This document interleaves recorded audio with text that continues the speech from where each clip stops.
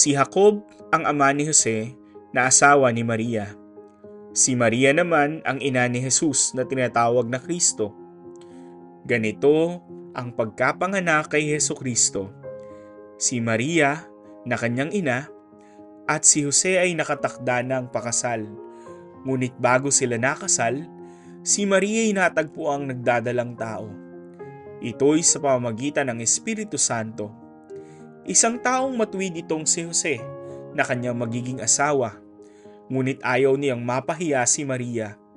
Kaya't ipinasya niyang hiwalayan ito ng lihim.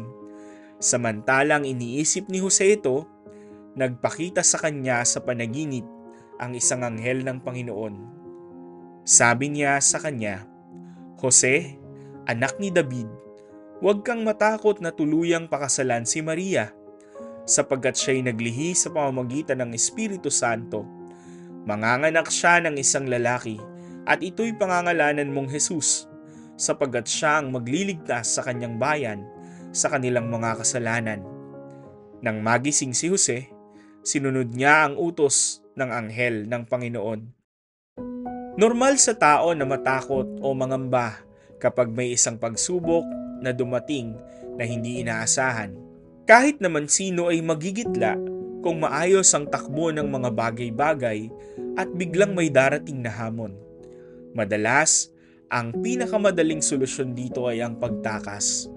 Ngunit hindi natin maaaring takasan ang lahat ng mga suliranin. Kailangan natin itong harapin.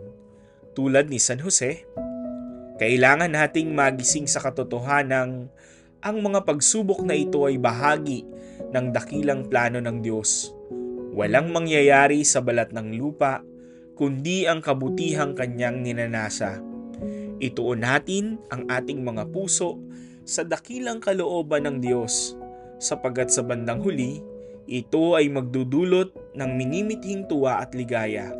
Ang pagtalima sa kanyang ninanais ay pakikiisa sa kanyang dakilang hangarin.